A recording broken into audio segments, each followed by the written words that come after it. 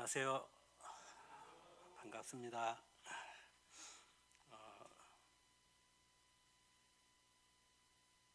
제가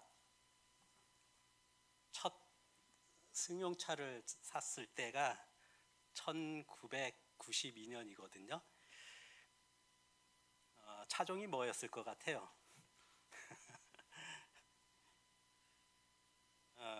제가 처음으로 첫 차를 산 것은 새 차를 샀는데 뭐였냐면 티코입니다. 티코. 요즘 젊은 청년들은 잘 모를 것 같아요. 단종이 돼갖고. 그래서 저는 어떤 마음으로 샀냐면 차야 굴러가기만 하면 되지 비싼 거 살 이유가 있나 이제 그런 생각도 갖기도 하고. 근데 그 티코를 살 때 그 사게 된 어떤 또 마음을 끈 게 있었어요. 뭐냐면 사은품. 그거 사면은 한 뭐를 준다는 거예요. 그게 뭐냐면은 그 야외에서 쓸 수 있는 그 파라솔을 꽂아서 쓸 수 있는 접이식 의자 있잖아요. 뭔지 아시죠? 그래서 이제 저는 그때 애기였을 때니까는 바닷가에 애들하고 같이 가서 파라솔 끌고 접이식 의자 펴서 거기서 이제 뭐 간식도 먹고 하면 참 좋겠다 해갖고 이제 그 사은품이 끌려갖고 이제 또 뭐 하여튼 티코도 사고 그랬었는데 저는 옛날에는 이렇게 검소하게 신앙생활하는 게 저는 영적인 거라고 생각했어요. 결혼할 때도 그냥 뭐 다 갖추지 않고 그냥 뭐 저기 그 비키니 옷장 비키니 옷장 뭔지 아세요? 뭐 비키니 옷장에다가 그냥 단칸방에서 지내면 되지 하는 그런 마음도 있었고 했는데, 근데 지금 돌아보면은 그거하고 영적인 거하고 그거하고는 그렇게 비례하는 것 같지는 않습니다. 마치 티코가 그게 본품이잖아요. 그 다음에 그 접이식 의자는 그냥 보너스로 주는 거고, 우리가 하나님을 믿고 죄사함 받아서 구원을 받고 하나님의 자녀가 되었을 때 내가 천국만 바라보고 산다면 마치 그거는 접이식 의자가 좋아서 신앙하는 거나 똑같다라는 거죠. 그건 하나의, 천국은 하나님이 우리에게 주시는 보너스거든요. 사은품인데, 그럼 하나님이 우리를 왜 하나님의 자녀로 삼으셨느냐? 하나님과 늘 이 땅에서 함께 교제하고 사랑을 나누고 그것이 그날에 가서도 계속 이어지길 바라는 거잖아요. 옛날에는 그런 것을 잘 몰랐었던 것 같아요. 어릴 적에 부모님을 잃은 고아가 성인이 되면서 제일 원하는 게 뭘까요? 고향을 찾는 걸까요? 아니면 자기를 낳아주신 부모님을 찾는 걸까요? 부모님을 찾는 거잖아. 나 한 번이라도 아빠 하고 싶어, 엄마라고 하고 싶어, 그 마음이잖아요. 우리가 구원 받고 나서 천국만을 바라보고 산다는 것은 마치 고아가 고향을 찾는 것과 별 다를 게 없다라는 거죠. 정말 그 아이에겐 필요한 거는 친엄마, 친아버지, 그 부모를 만나서 함께 살고 싶어 하는 거죠. 마찬가지로 하나님께서 우리를 구원하신 목적은 바로 그런 거더라고요. 주님과 친밀하게 사랑을 나누면서 함께 동행함이 없다면 내가 티코를 타든 그랜저를 타든 단칸방에 살든 34평 아파트에서 살든 무슨 의미가 있겠느냐는 거죠. 요엘서에 보면은 너희는 옷을 찢지 말고 너희 마음을 찢고서 너희 하나님 주께로 돌아오라, 그런 말씀이 있더라고요. 옷을 찢지 말고 마음을 찢어라, 그리고 하나님께로 돌아오라. 근데 우리는 옷을 찢으면 그게 이제 신앙 잘한다고 생각하는 거예요. 제가 느껴지는 게 옷을 찢는 건 내가 티코를 사면, 그랜저보다 티코 사면 이렇게 느껴지는 거예요. 마음을 찢어야 되는데 할례를, 육체의 할례가 중요한 게 아니라 마음의 할례를 받으라 그랬잖아요. 입술로만 하나님 공경하지 말고 마음으로 하나님을 공경하라고 하시잖아요. 제가 이제 이 모임에 와서 크게 배운 것 중에 첫 번째 하나가 예배였어요. 전 예배는 그냥 와서 제가 그 옛날에 교회 다닐 때 보면은 제 마음의 어떤 상태는 예배 시간에 뭔가 좀 받으려고, 위로 얻으려고 그런 것이 컸어요. 근데 어느 날 이 모임에 와갖고 예배는 드리는 거다. 그럼 내가 과거의 삶에 예배 시간에 내가 드리는 삶을 살았나? 거의 없는 거예요. 그냥 말씀 듣고 위로받고 힘을 얻고 뭔가 받으려고 하고, 그게 이제 예배라고 생각했는데 어느 날 예배의 기준이 바뀌었어요. 그러면서 예배는 하나님께 드리는 거다. 찬양과 감사와 영광을 돌리는 거다. 그래서 이제 제가 모임에 와갖고 처음으로 한번 찾아봤어요. 성경에 정말 하나님이 예배를 그렇게 드리기를 원하시는가 하면서 제일 첫 번째 본 게 오늘 말씀 나누려고 하는 부분이거든요. 예배소서 1장 3절부터 14절까지인데요. 그래서 이제 하나님을 저는 찬양하라 그러면 제일 먼저 느껴지는 건 노래하라. 그냥 찬송가 복음성가 노래하는 거 있잖아요. 그러니까 그 정도. 그러다가 조금 시간이 지나면서 하나님은 그런 노래도 원하지만 하나님을 찬양하는 걸 원하시는 거구나. 근데 1단계로 저는 그러면 조금 생각이 바뀌었어요. 그러면서 찬양을 해야지. 그럼 뭘 찬양하지? 그래서 이제 제가 한 게 뭐냐면 하나님 저를 구원해 주셔서 감사합니다. 주님 찬양합니다. 하나님의 자녀로 삼아 주셔서 감사. 이거였어요. 그러다가 조금 시간이 지나면서 이것도 어떻게 보면 내 중심적인 거예요. 내가 받은 것만 찬양하는 거죠. 근데 어느 날 하나님은 그것도 찬양이지만 더 중요한 건 나를 찬양하라. 하나님의 이름과 성품을 찬양하라. 이런 것에 대해서 조금 눈을 뜨게 되었어요. 영적으로 우리가 성장한다라는 거는 어린아이는 매일 부모님한테 요구하잖아요. 주면 엄마 고마워요, 감사해요, 기뻐요 해요. 뭔가 자기가 부탁을 했을 때 들어주면. 근데 성인이 되면 그런 거 안 해줘도 아버지를 공경하고 섬기고 그러잖아요. 그게 아이와 어른의 차이인 것 같아요. 신앙도 어렸을 때는 하나님 다오 이런 거 주셔서 감사합니다. 저런 거 주셔서 감사합니다. 이런 형편이었는데 이렇게 바꿔주셔서 감사합니다. 그런 게 많아요. 근데 나중에 시간이 지나면서 성숙해지면 그것뿐만 아니라 정말 하나님 자체, 정말 하나님이 나의 하나님이시고 정말 나의 구원자시고 나의 소망이시고 이런 부분에서 찬양하게 되더라고요. 예배소서 1장 3절부터 14절인데 다 잘 아시는 말씀이니까 핵심 내는 것만 한번 보면요. 그 3절에 보면 찬송하리로다. 그 2번 그의 은혜의 영광을 찬송하게 하려는 것이라. 3번 그의 영광의 찬송이 되게 하려 하심이라. 4번 그의 영광을 찬송하게 하심이라. 그 다음에 17절부터는 지혜와 계시의 영을 너희에게 주사 하나님을 알게 하시고 성령님을 주셔서 먼저 하나님을 알게 하신다는 거예요. 그 다음에 소망이 무엇이며 기업의 영광의 풍성함이 무엇이며 능력의 지극히 크심이 어떠한 것을 너희로 알게 하시기를 구하노라. 제가 제목이 바울의 권면과 기도인데 이 내용에 보면 바울이 권면하는 게 있고 진짜 기도하는 장면이 이렇게 나오더라고요.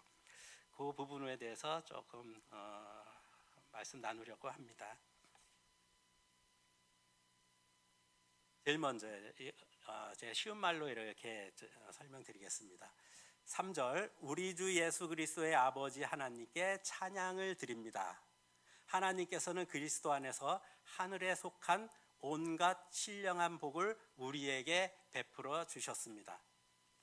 하나님께서 영적인 복을 우리에게 주셨으니까 하나님 아버지께 찬양을 드려라.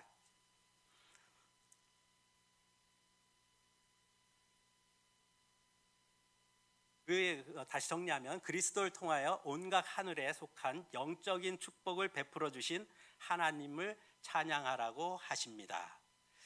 제가 처음에는 내게 하나님께서 저에게 영적인 축복을 주셔서 감사합니다. 주님 찬양합니다. 그랬어요. 1단계는.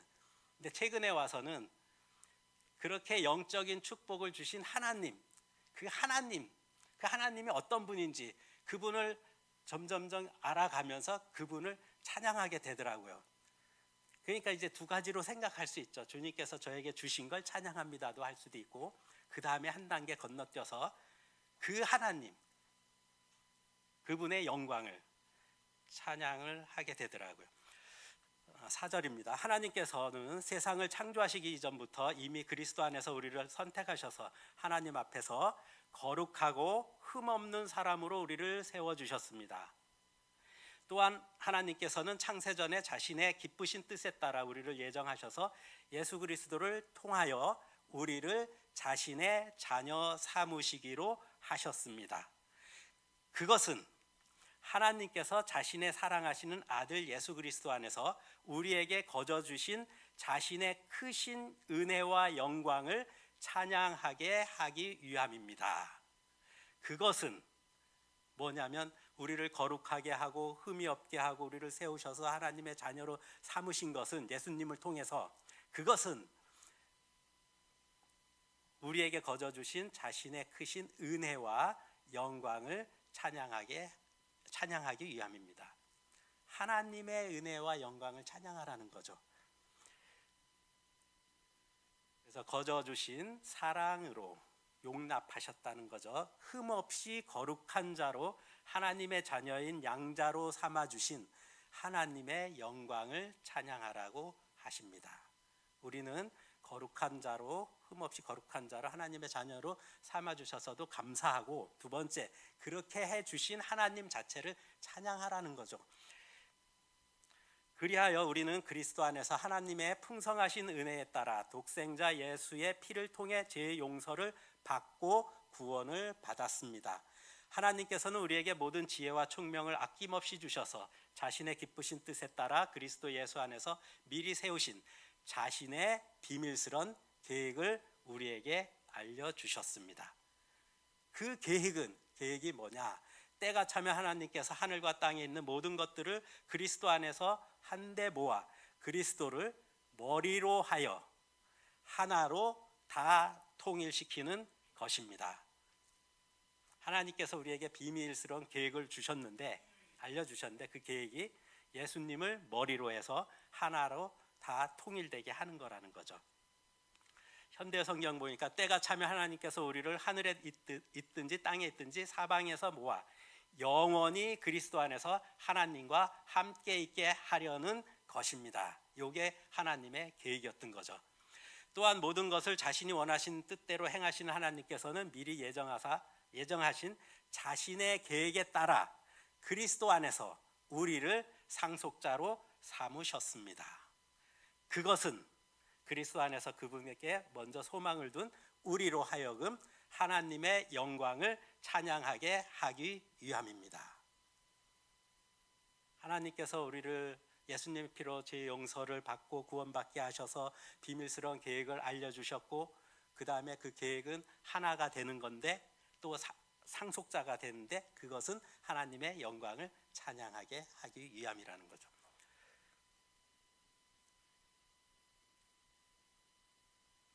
은혜로 예수님의 피로 제사함으로 구원을 받고 하나님과 하나가 되어 영원히 함께하는 상속자로 삼아주신 그 하나님의 영광을 찬양하라고 하십니다. 하나님의 영광, 하나님이 어떤 분인지 그것을 알면서 그것을 찬양 드리라는 하십니다.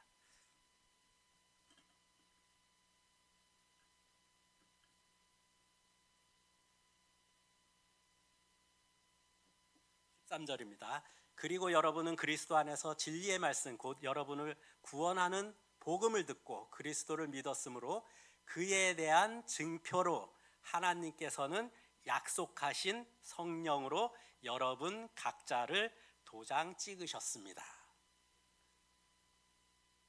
우리를 인친 이 성령은 하나님께서 우리에게 약속하신 유업의 보증인이 되시는데, 그것은 하나님께서 성령님을 우리에게 보증인으로 주신 것은, 그것은 또한 하나님의 소유된 우리를 구원하셔서 우리로 하여금 하나님의 영광을 찬양하도록 하기 위함입니다.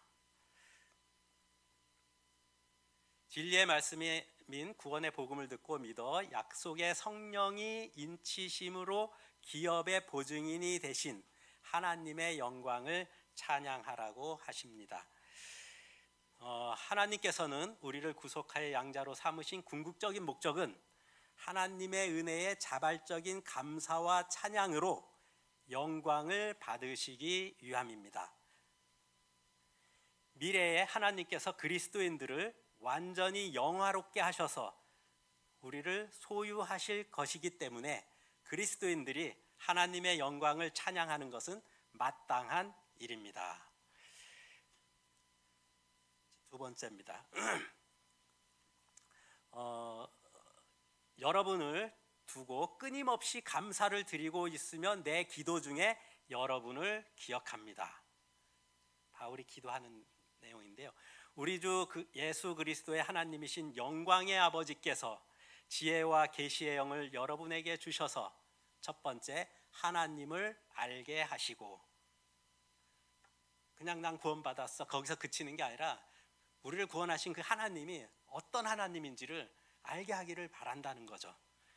여러분의 마음에 눈을 밝혀주셔서, 나는 눈이 떴어, 나 그래서 구원받았잖아, 거기가 아니고 다른 게 있다는 거죠. 또 하나님의 부르심에 속한 소망이 뭔지, 성도들에게 베푸신 하나님의 영광스러운 상속이 얼마나 풍성한지를 여러분이 알게 되기를 바랍니다.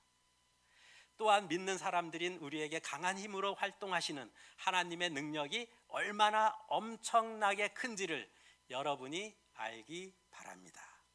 바울과 우리의 차이는 이건 것 같아요. 하나님이 성령님을 통해서 알게 하시기를 원하는데 우리는 초점이 여기에 별로 관심이 없을 때 그런 것 같아요. 성령님은 어떤 피상적인 지식이 아니라 개인적인 친분을 통해서 얻어지는 하나님을 아는 충만된 지식에 대해서, 부르심에 속한 소망에 대하여, 상속의 영광이 얼마나 풍성한지에 대하여, 하나님의 능력이 얼마나 크고 위대한지에 대해서 우리에게 알려주기를 원하신다는 거죠. 근데 하나님은 그냥 무조건 알려주는 거 아니잖아요. 하나님은 굉장히 신사적이시거든요. 그건 다음에 말씀드리겠습니다. 자, 정리하겠습니다. 에베소서에 나왔는 내용은 하나님의 영광을 찬양하라고 하십니다. 1번, 그리스도를 통하여 하늘에 속한 영적인 축복을 베푸신 하나님을 찬양할 수도 있고, 하나님의 영광을 또 찬양드릴 수도 있고, 거저 주신 사랑으로 흠없이 거룩한 자로 양자로 삼아주신 하나님을 찬양하라고 하십니다. 은혜로 예수님의 피로 죄사함으로 구원을 받고 하나님과 하나가 되어 영원히 함께하는 상속자로 삼아주신 그 하나님이 어떤 분지를 우리가 알면서 찬양드리기를 원한다는 거죠. 진리의 말씀인 구원의 복음을 듣고 믿어 약속의 성령이 인치심으로 기업의 보증이 되신 하나님을 찬양하라고 하십니다. 저는 처음에는 하여튼 1번, 2번, 3번, 4번 사체였어요. 근데 세월이 가면서 하나님은 그걸 주셔서도 감사하지만 그걸 주신 그 하나님이 어떤 분인지를 알아가면서 찬양을 받고 싶어 하시는구나, 그걸 알겠더라고요. 성령님께서 알게 하십니다. 첫 번째, 하나님을 아는 충만된 지식에 대해서, 부르심에 속한 소망이 무엇인지, 상속의 영광이 얼마나 풍성한지를, 우리에게 베푸신 하나님의 능력이 얼마나 크고 위대한지를 성령님을 통해서 알게 되기를 바울은 기도하고 있더라고요.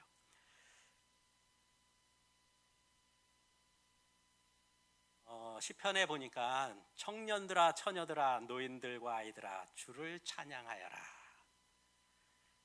이렇게 딱 보면 남녀노소 남자든 여자든 노인이든 어린 아이든 뭐래요? 주님을 찬양하라. 나이가 많아 이미 늙었고 몸이 쇠약해진 노인과 나이가 어린 아이들이라 할지라도 하나님께 찬양을 하지 않아도 될 것이라는 생각을 버려야 합니다. 나는 나이가 들었어, 난 90이야 100이야, 나는 아직 애기야 하면서 하나님 찬양하는 거, 찬양하지 않는 거 하나님 원하는 게 아니에요. 청년들, 처녀들, 노인들, 아이들 모두 주님은 찬양받고 싶어 하시는 것을 볼 수가 있더라고요.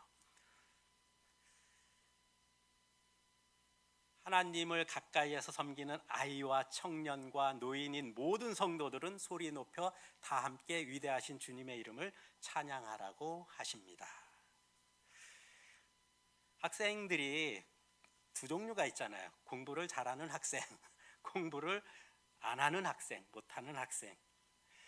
그들의 어떤 이렇게 생각하는 어떤 걸 이렇게 보면은, 마음을 가만히 보면은, 공부 잘하는 학생들은 항상 공부할 핑계거리를 찾아요.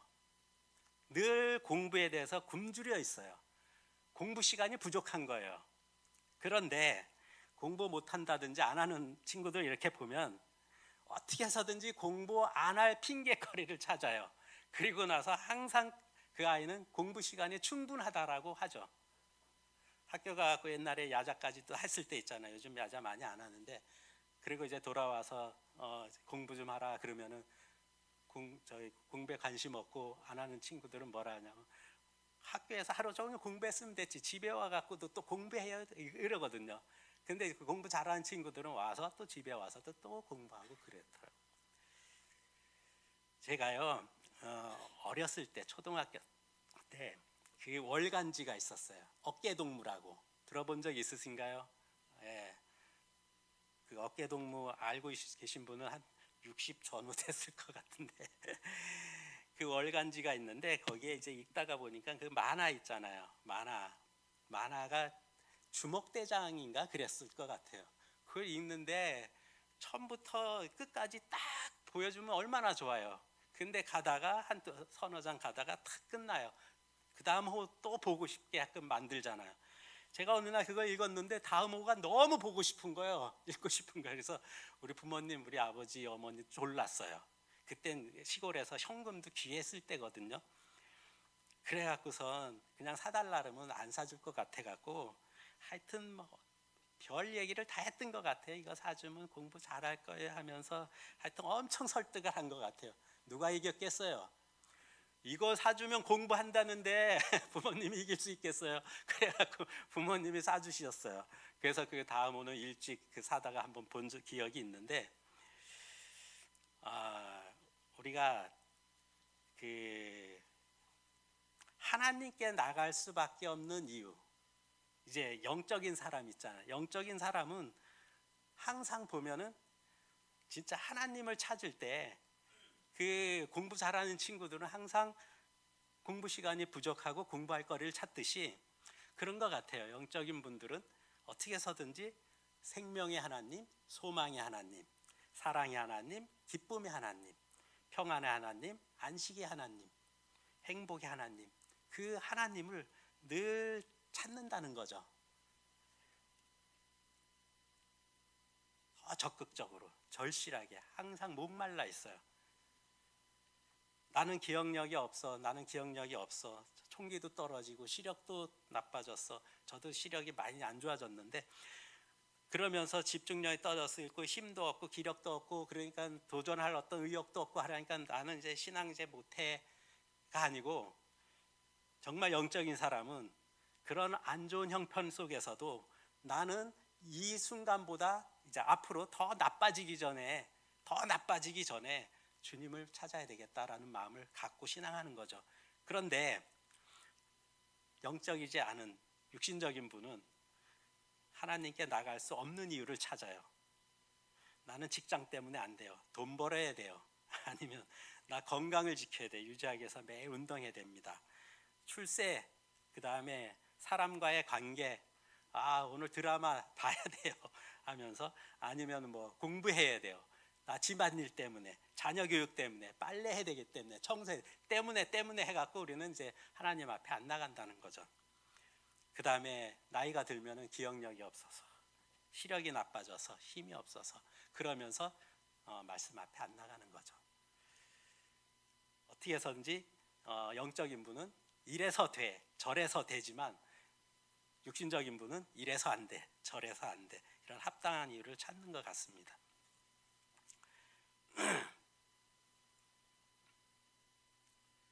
그때에 하나님에게서 그렇게도 멀리 떨어져 있었던 여러분이 이제는 그리스도 예수 안에서 그리스도의 십자가의 피로 하나님과 가까워졌습니다. 하나님을 가까이 하라. 그리하면 너희를 가까이 하시리라. 예수님의 피로 우리가 가까워졌으니까 하나님은 늘 가까이 오라고 하시는 거예요. 전에는 길이 안 열렸기 때문에 가까이 가고 싶어도 가까이 갈 수 없었는데 예수님의 피값으로 우리가 언제든지 당당하게 자유롭게 주님 앞에 나가게 됐잖아요.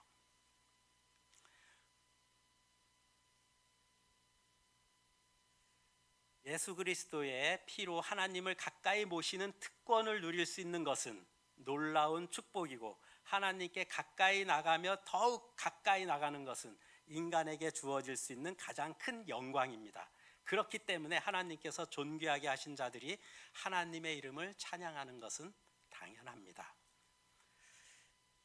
하나님께 가까이 가는 건 먼저 하나님 그냥 가만히 있는다고 되는 게 아니잖아요. 전깃불이 다 설치돼서 준비가 됐지만 스위치를 올리지 않으면 우리가 전깃불을 밝힐 수가 없죠. 스위치를 올리는 건 내가 해야 되는 거거든요. 제가 우리 아버지하고 이제 그 컴퓨터로 줌으로 교제할 때가 많아요. 그러다 보면 막 그 우리 아버지 컴퓨터에 막 화면에 엉켜요. 뭔가 이상한 화면이 떠요. 창이 뜨면 얼굴이 안 보이잖아요. 그럼 야 이거 어떻게 해야 되냐 하고, 저희 아버지는 ABCD 모르셔요. 근데 이제 요거 누르세요 하는데, 그러면 제가 그 컴퓨터 안에 들어가서 제가 이제 제어를 해야 되잖아요. 컨트롤 해야 되는데, 그래서 제가 이제 제 컴퓨터로 무슨 프로그램을 띄워서 아버지 승인 좀 눌러주세요 그러거든요. 그러니까 저쪽에 보면은 이제 승인이라고 떠요. 그럼 승인을 눌러주면 제가 저 시골에 있는 그 컴퓨터를 제 컴퓨터처럼 사용할 수가 있거든요. 근데 우리 아버지가 승인을 안 눌러주면 제가 아무리 컴퓨터에 대해서 잘한다고 하더라도 아무것도 할 수가 없는 거예요. 승인을 눌러줘야지만 가능하잖아요. 그러듯이 하나님께 내가 가까이 한 발 내디뎠을 때 하나님은 가까우신다는 거예요. 가만히 있으면 되는 게 아니라 하나님은 다 갖춰놓고 계셔. 근데 하나님께서 우리가 승인을 안 하면 하나님도 가만히 계시더라고요. 가까이 하라. 그리하면 너희를 가까이 하시리라.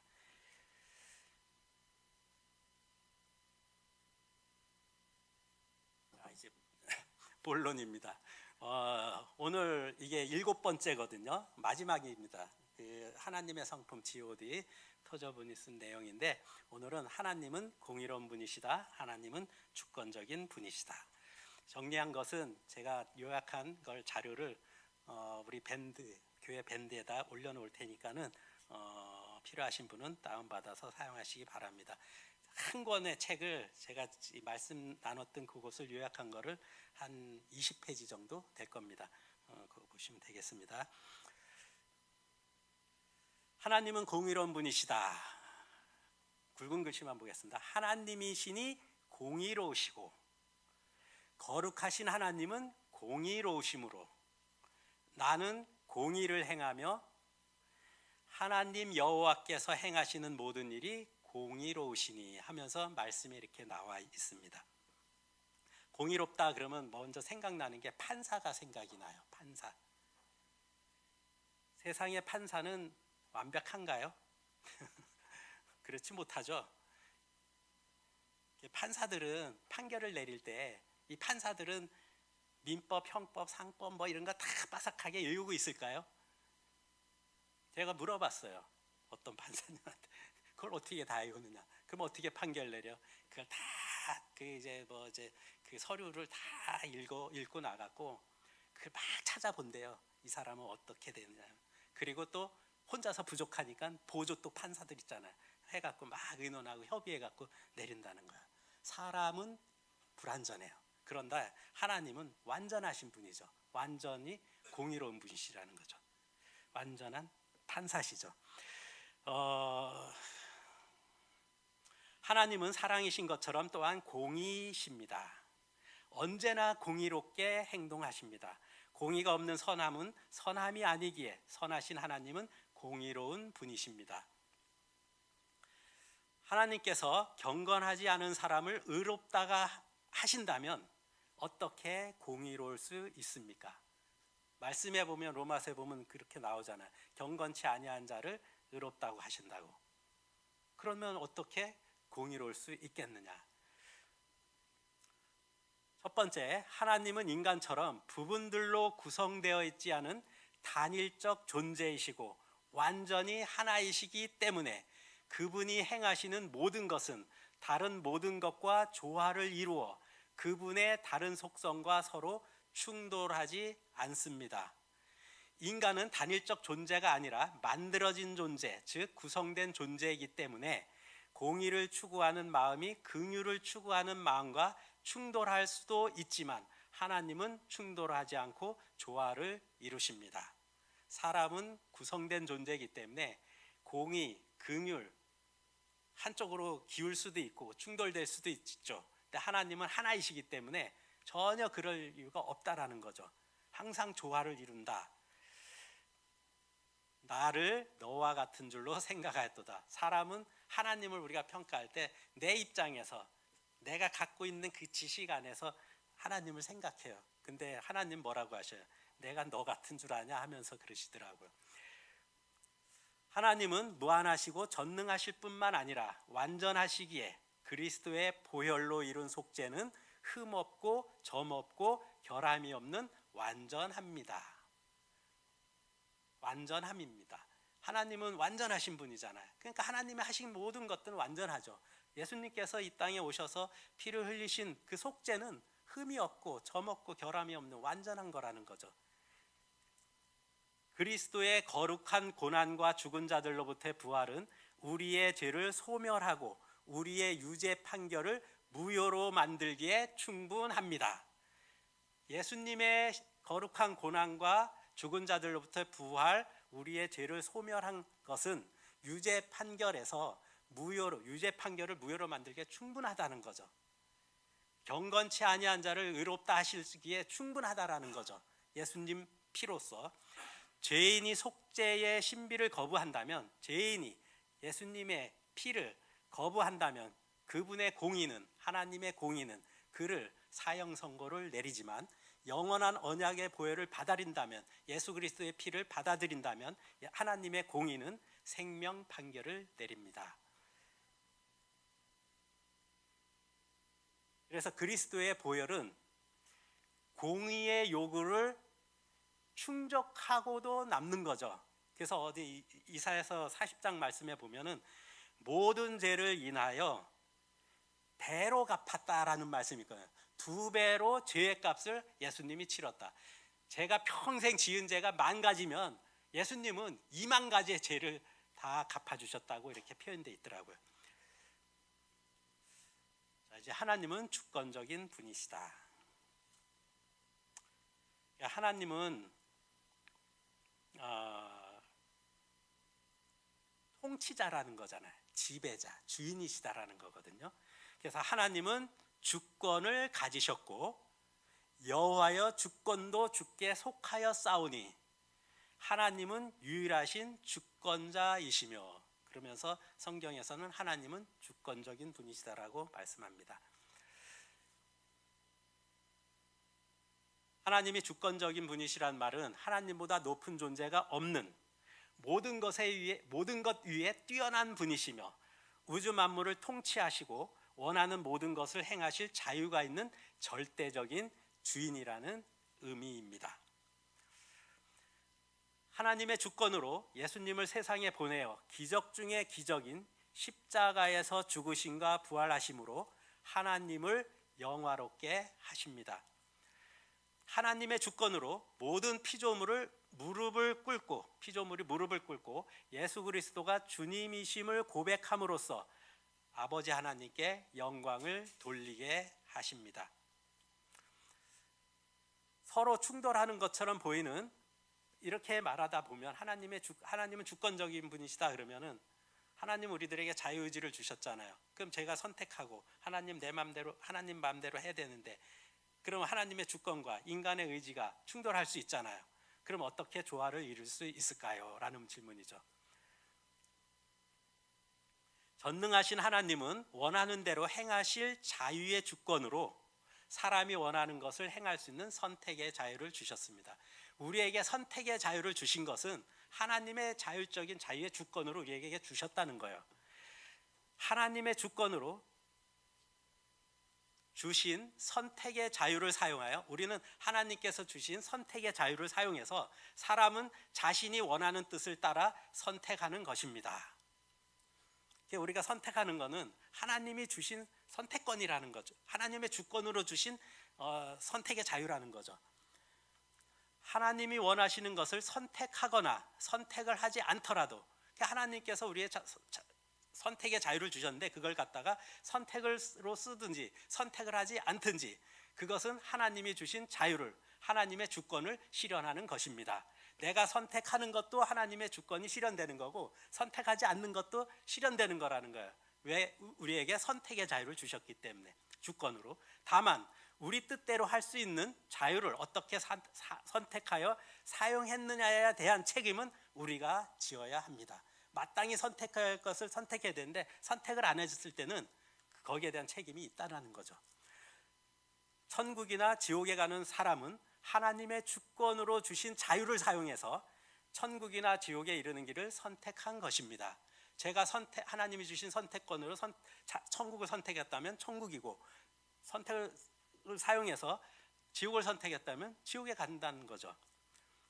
예를 들어서 내가 선을 행한다든지 악을 행한다든지 그건 하나님이 우리에게 주신 자유의 어떤 의지로 하는 거라는 거예요. 순종하든지 불순종하든지, 하나님께 가까이 가고 하나님께 멀리 하든 것, 그게 결국 내가 선택하는 거라는 거죠.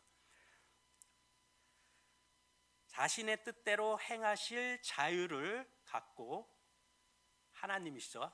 자유를 갖고 계신 하나님께서 이제 큰 틀로 봤을 때 하나님의 자유, 인간에게 인간의 뜻대로 행할 수 있는 제한된 자유, 우리는 그걸 작은 틀이라고 보겠습니다. 하나님의 그 주권은 큰 틀, 우리에게 작은 제한된 자유 주신 건 이제 작은 틀이라고 생각해 봤을 때, 우리가 어떤 것을 선택을 할 때마다 하나님이 선물로 주신 자유의지와 하나님의 주권이 실현되고 조화를 이루는 것입니다.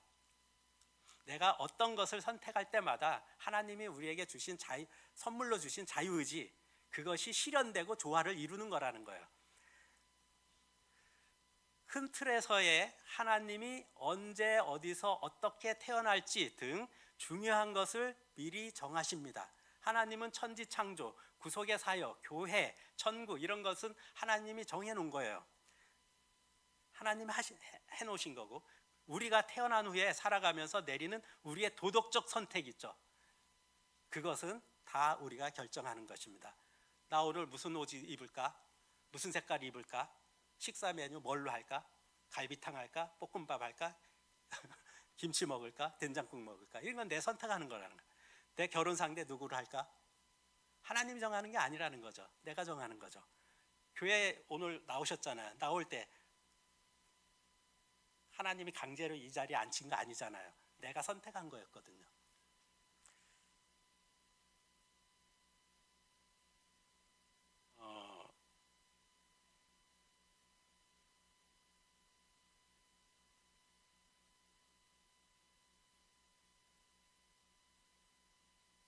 앉아 계신 분들 한번 손 들어보세요. 손. 예, 예, 네, 감사합니다. 안 드신 분도 계시고, 오른쪽 드신 분도 계시고, 왼쪽 두 손 이런 분 계세요. 누가 선택한 겁니까? 하나님이 하나님이 정하신 건가요? 내가 정한 거예요. 그렇죠? 자, 하나님은 작은 틀의 미래를 미리 보시고 아실 수는 있어요. 네가 왼손 들지 오른손 들지 양손 들지 하나님은 아셔요. 미리 보시고 아셔요. 그렇지만 하나님은 미래를 미리 정해 놓으시진 않았다는 거죠. 내가 왼손 들지 오른손 들지 하나님이 정한 건 아니라는 거야. 내가 정한 거지. 근데 네가 오른손 들지를 하나님은 미리 아신다는 거예요. 작은 틀 안에서의 도덕적 선택에는 하나님은 전혀 개입하시지 않고 단지 무엇을 선택할지를 아실 뿐입니다. 큰 틀에서는 하나님이 주관하시지만 이런 작은 것, 도덕적인 어떤 선택은 내가 정하는 거라는 거예요. 가까이 하라, 가까이 가냐 마냐, 이게 다 내가 정하는 거잖아요. 성경 마태복음에 보면은 나를 안다고 시인하면 나도 그를 안다고 시인한다. 하나님 앞에서. 나를 모른다고 부인한다면 나도 그를 모른다고 부인하겠다. 그거예요. 제가 하나님 알아요. 하나님께 나갑니다. 하면 하나님도 그때 시인하신다는 거예요. 그러니까 내가 하나님을 시인하면 예수님도 하나님 앞에서 나를 시인하신다는 거죠. 내가 정하는 거잖아. 나 예수님 몰라. 그러면 그렇게 부인하면 예수님도 나 너 몰라라고 하나님께 말씀한다는 거죠. 내가 정하는 거예요. 영접하는 자, 곧 그 이름을 믿는 자에게는 하나님의 자녀가 되는 권세를 주셨으니, 하나님의 자녀는 그냥 되는 게 아니잖아요. 영접하는 자, 곧 그 이름을 믿는 자, 누군가요? 내가 정하는 거예요. 내가 주님을 영접하고 내가 믿게 될 때 하나님의 자녀의 권세는 하나님이 그때 주시는 거죠. 신앙생활도 이런 거구나. 그냥 가만히 있는다고 되는 게 아니라 내가 스위치를 올려야 되는 거구나.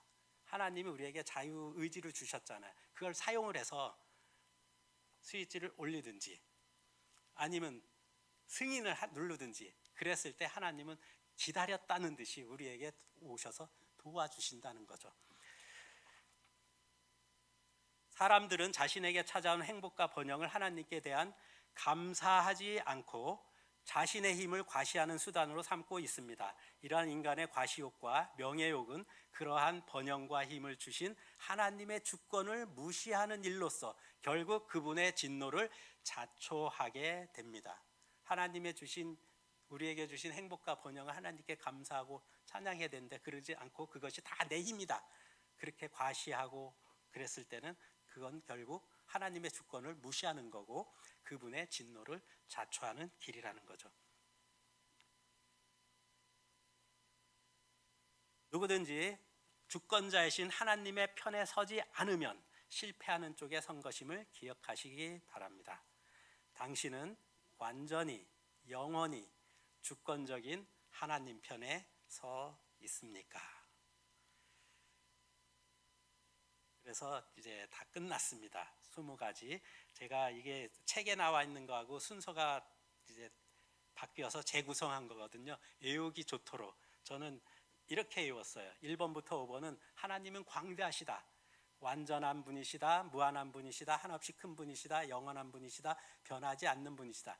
이게 광대에 가까운 의미인 것 같아요. 그래서 저는 이렇게 모았고 하나님은 존재하시잖아요. 스스로 존재, 무소부재하신 분, 초월적인 분, 내재하시는 분, 거의 존재에 관련된 거.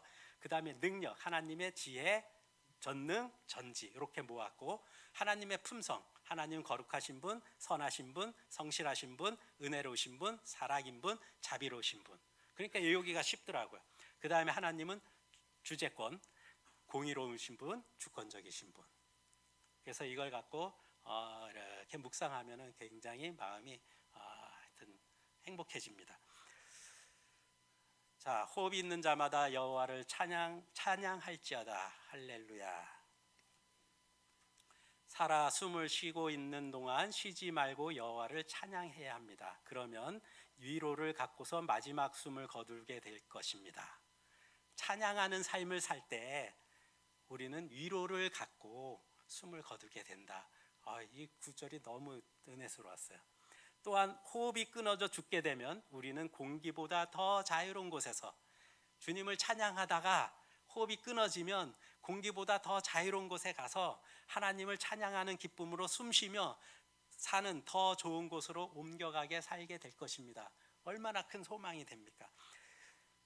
하나님의 말씀을 존중하고 그 은혜로 다스리는 나라에 더욱 관심을 기울이며 언젠가는 영광의 나라에 들어가 주님과 영원히 함께 살 것이라는 소망을 품고 예수님의 재림을 기다리며 여호와를 찬양해야 합니다.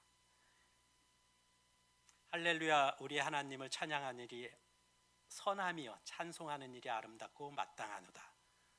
선한 일이 무엇인가요? 아름다운 일이 무엇인가요? 여기서 말씀하는 건 하나님을 찬양하는 일이 선하다는 거죠. 하나님을 찬송하는 일이 아름답다라는 거죠. 우리는 선한 거 아름다운 거 어디 가서 찾습니까? 말씀은 하나님을 찬양하는 데서 찾으라는 거죠.